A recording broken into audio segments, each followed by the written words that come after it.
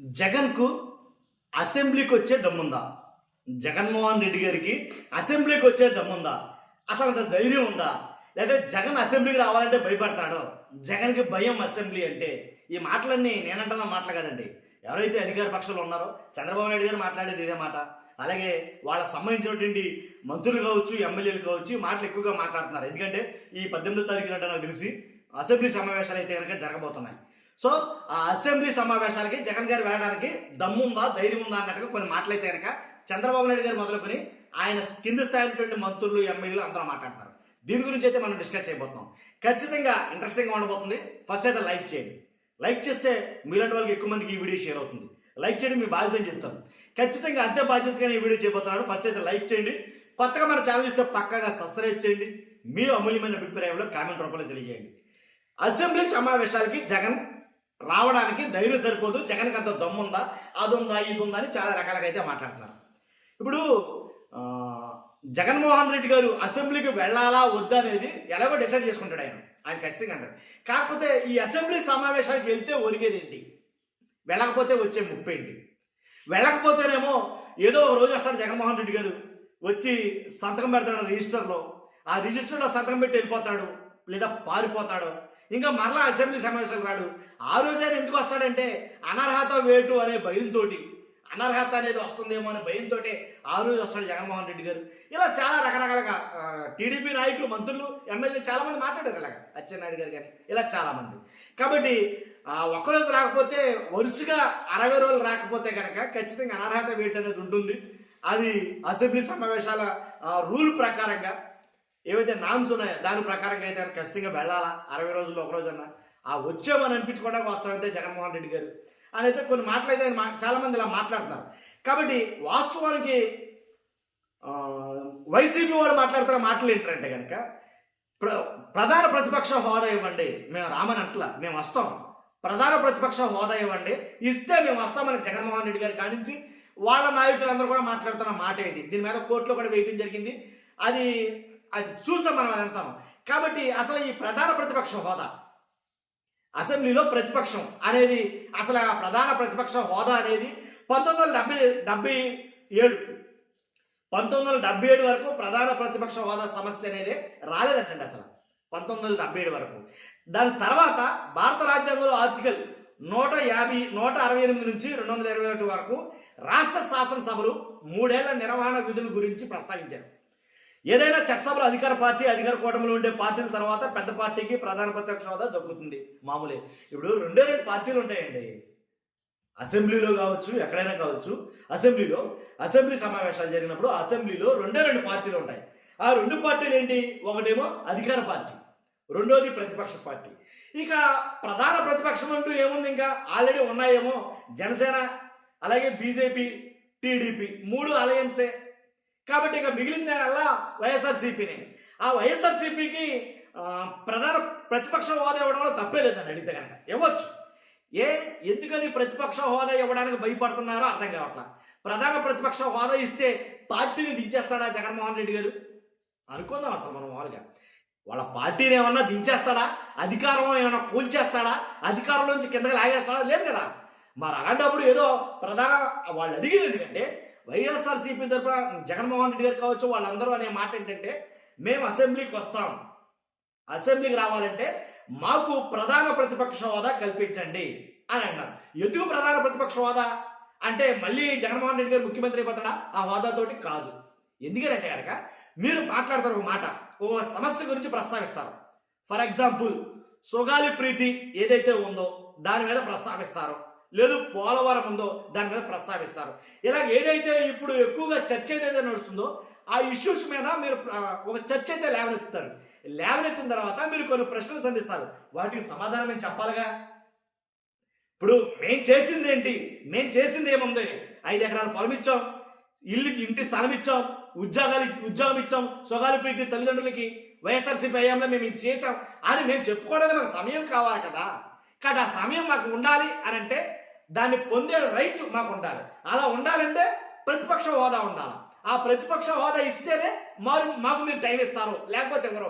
ప్రతిపక్ష హోదా ఇచ్చినా సరే ఎవరైతే స్పీకర్ ఉన్నారో స్పీకరు చాలా మటుకు ఆంక్షలు పెట్టే అవకాశం ఉంది. అదే ఎవరైతే లీడర్ ఆఫ్ ద హౌస్ ఎవరైతే ఉన్నారో చంద్రబాబు నాయుడు గారు కావచ్చు, లీడర్ ఆఫ్ ద హౌస్కి ఎవరైతే ఉంటారో ఆయన మాట్లాడిన తర్వాత అదే అంశం గురించి వివరణ ఇవ్వడానికి లీడర్ ఆఫ్ ద అపోజిషన్ ఎవరైతే ఉన్నారో, అపోజిషన్ లీడర్ ఎవరైతే ఉన్నారో అతను మాట్లాడడానికి అవకాశం కల్పిస్తారు. ఖచ్చితంగా ఇవ్వాలి, మ్యాండేటరీ. అంటే చంద్రబాబు నాయుడు గారు మాట్లాడితే ఖచ్చితంగా జగన్మోహన్ రెడ్డి గారికి అవకాశం ఇవ్వాల్సిందే, అది మ్యాండేటరీ. కాబట్టి అలా మ్యాండేటరీ ప్రకారంగా తమకు కల్పించిన హక్కు ప్రకారంగా ఇవ్వాలి, మేము పొందుకోవాలని అంటే మాకు ప్రతిపక్ష హోదా ఉండాలి. సింపుల్గా మీకు అర్థమైందని అనుకున్నాను నేను. కాబట్టి అంతేగాని అలా ఇస్తే మేము వస్తాం, ఎందుకంటే మా గళాన్ని వినిపించాలి. వాస్తవంగా రూల్స్ మాట్లాడుకోవాలనుకుంటే ప్రజల చేత ఎన్నుకోబడిన నాయకుడు ఎవరైతే ఎమ్మెల్యే కావచ్చు, ఆ ఎమ్మెల్యే ప్రజల చేత ఎందుకు ఎన్నుకోబడతాడంటే ఏదైతే నియోజకవర్గం ఉందో ఆ నియోజకవర్గంలో ఉండే సమస్యలు కావచ్చు, ఆ నియోజకవర్గంలో ఉండే ఇబ్బందులు కావచ్చు, వాటన్నింటి పక్షాన ఆ నియోజకవర్గ ప్రజల పక్షాన తమ గళాన్ని అసెంబ్లీలో వినిపించడం కోసం తన వాణిని వినిపిస్తే అక్కడ వెంటనే దానికి సంబంధించినటువంటి మంత్రి ఎవరైతే ఉంటారో ఆ మంత్రి దాన్ని అటెంప్ట్ చేయాలి, ఆ క్వశ్చన్కి ఆన్సర్ ఇవ్వాలి. కరెక్టే, అక్కడ మేము ఇస్తామన్న నిధులకు సంబంధించిన డబ్బులు మేము ఇంకా ఇవ్వలేదు, ఎందుకు ఇవ్వలేదు, ఎప్పుడు ఇస్తారు, ఎందుకు తాత్సారం జరిగింది అనేది ఒక రేజ్ అవుతుంది, పాయింట్ రేజ్ అవుతుంది. సో దాని ద్వారా ఆ ఏదైతే సమస్య ఉందో ఆ సమస్యకి ప్రాబ్లం క్లియర్ అవుతుంది, అక్కడి నుంచి సాల్వ్ అవుతుంది. కాబట్టి అందు గురించే తమకు రిప్రజెంటేటివ్గా ఆ నియోజకవర్గ ప్రజలు తమ రిప్రజెంటేటివ్గా ఎమ్మెల్యేని గెలిపించుకుని అసెంబ్లీకి పంపుతారు, ఇది దీని అర్థం. కాబట్టి అలా వెళ్ళాలి, అలా మాట్లాడాలి అని అంటే కనుక మాట్లాడడానికి మాకు మైక్ ఇవ్వాలి. మాకు మైక్ ఇవ్వాలంటే దానికి తగ్గ సమయం కావాలి. ఆ సమయం కావాలంటే అది ఇవ్వాలంటే కనుక కరెక్ట్ రైట్ ప్రకారంగా అయితే కనుక ప్రధాన ప్రతిపక్ష హోదా కావాలి. ఇదండి విషయం. కాబట్టి అందు గురించి అడుగుతున్నారు వాళ్ళు. కాబట్టి ఉన్నది రెండు పక్షాలు, అధికార పక్షం అలాగే ప్రతిపక్షం. కాబట్టి ఉన్న రెండు పక్షాలకి రెండు పార్టీల్లో ఓ పార్టీ అధికార పార్టీ అయితే ఇంకో పార్టీ ప్రతిపక్ష పార్టీ కదా, మరి అలాంటప్పుడు ఇవ్వడానికి ఎందుకంత భయం, ఎందుకంత గసగసలాడిపోతున్నారు అని వాళ్ళు మాట్లాడుతున్నమాట. కాబట్టి రెండు తెలియదంటే కనుక కర్ర ఎరగదో పాము చావదు. వాళ్ళేమో అధికార హోదా ఏదైతే ఉందో ప్రధాన ప్రతిపక్ష అధికార హోదా అయితే ఉందో అది వాళ్ళు ఎవరు, వీళ్ళు వెళ్ళరు, ఇలా జరుగుతుంది. కాబట్టి వెళ్ళరు కాబట్టే రెచ్చగొట్టే వ్యాఖ్యలు అయితే కనుక కొంచెం చేస్తున్నారు ఈ మధ్య కాలంలో. ఎప్పుడు అధికారంలో ఎప్పుడు అసెంబ్లీ సమావేశాలన్నా వాళ్ళు ఏం చెప్తారంటే కనుక అసెంబ్లీకి వచ్చే దమ్ముందా, అసెంబ్లీకి వచ్చే ధైర్యం ఉందా, ఇలాంటి మాటలు వాళ్ళు మాట్లాడితే ప్రధాన ప్రతిపక్ష హోదా ఇచ్చే దమ్ముందా, ప్రధాన ప్రతిపక్ష హోదా మాకు ఇస్తే కనుక మేము వస్తాం, మీకు ఆ దమ్ము ధైర్యం ఉందని వీళ్ళు మాట్లాడతారు. కాబట్టి ఇది కర్ర ఎరగదో పాము సౌదా అంటుంది. కాబట్టి ఎప్పుడైనా సరే 100% అడిగిన వాటిల్లో వాస్తవం ఉంటే కనుక కొద్ది గొప్ప నిజాయితీ ఉంటే కనుక ఖచ్చితంగా చెయ్యాలి, దాంట్లో ఎలాంటి డౌట్ లేదు. ఇప్పుడు ప్రధాన ప్రతిపక్ష హోదా ఇస్తే అధికార పార్టీకి పోయేది ఏమీ లేదు, నన్ను అడిగితే కనుక ఏమీ పోదు. పైపెచ్చు దానికి ఉండే క్రెడిబిలిటీ ఏదైతే ఉందో నిజంగా వాస్తవంగా ప్రధాన ప్రతిపక్ష హోదా ఇవ్వాలంటే దానికి సంబంధించిన రాజ్యాంగం ఆర్టికల్స్ అవి ఏం చెప్తున్నాయి అసలు, లేదా అసెంబ్లీకి సంబంధించినటువంటి కొన్ని నిర్ణయాలు ఉంటాయి, ఆ నిర్ణయాలు వాటి రూల్స్ ఏం చెప్తున్నాయంటే కనుక మ్యాక్సిమం 10% సీట్లు అయితే ఉండాలంటే అండి అసెంబ్లీలో.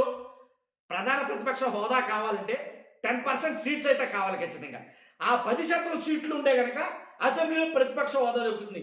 మరి వైఎస్ఆర్సీపీకి 10% సీట్లు ఉన్నాయంటే లేవు, నిజం లేవంటే కనుక ఇదేనా ఇప్పుడే జరిగిందా అంటే కనుక గతంలో కూడా జరిగాయి ఇలాగే.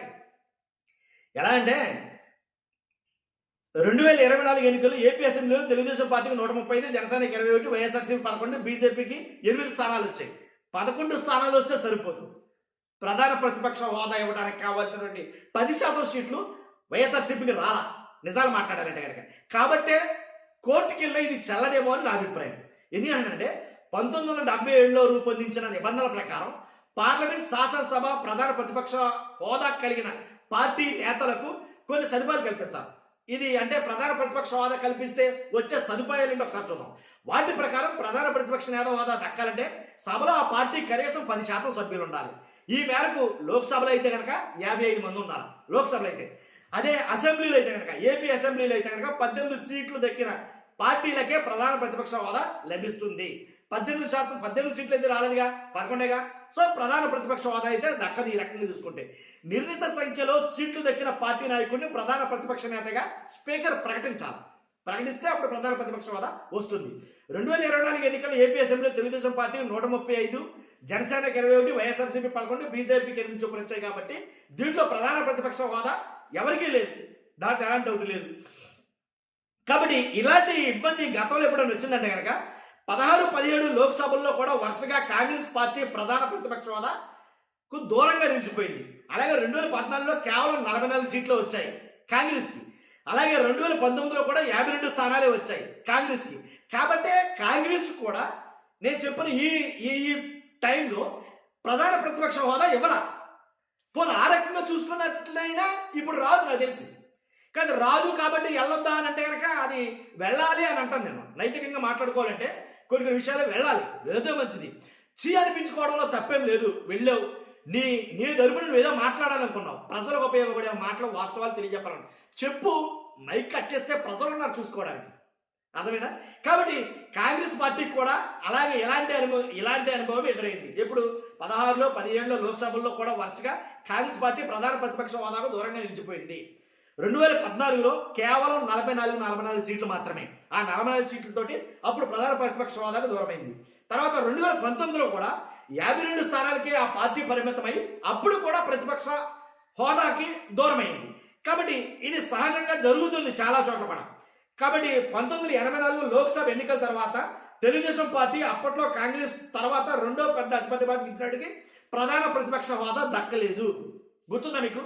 టీడీపీ కూడా హోదా దక్క. ఎప్పుడు 1984 లోక్సభ ఎన్నికల తర్వాత తెలుగుదేశం పార్టీ, అప్పట్లో కాంగ్రెస్ తర్వాత, ఎప్పట్లో టీడీపీ తర్వాత వైఎస్ఆర్సీపీ పెద్ద పార్టీగా ఎలా ఉందో ఏపీలో, అలాగే అప్పట్లో లోక్సభ ఎన్నికల తర్వాత తెలుగుదేశం పార్టీ అప్పట్లో కాంగ్రెస్ తర్వాత రెండో పెద్ద పార్టీగా నిలిచినప్పటికీ ప్రధాన ప్రతిపక్ష హోదా దక్కలేదు 1984లో.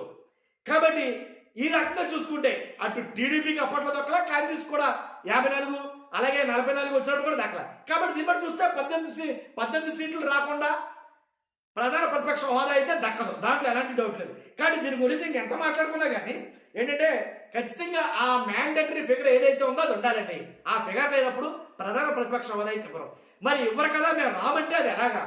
కాబట్టి వాళ్ళైనా ఒబే అవ్వాలి. ఏంటి, సరే అయితే మీరు ఉన్నదే ఒకటే పార్టీ కాబట్టి 3 మనం అలయేసుకున్నాం కాబట్టి ఖచ్చితంగా అవకాశం ఇద్దామని వాళ్ళని అవకాశం ఇవ్వాలా, ప్రధాన ప్రతిపక్ష హోదా ఇవ్వాలనుకుంటే మరి రూల్స్ అవన్నీ పక్కన పెట్టి అవసరమైతే అసెంబ్లీ ఏదైతే తీర్మానాలు ఉన్నాయో ఆ తీర్మానాల ప్రకారంగా ఇవ్వాలనుకుంటే ఇవ్వచ్చు.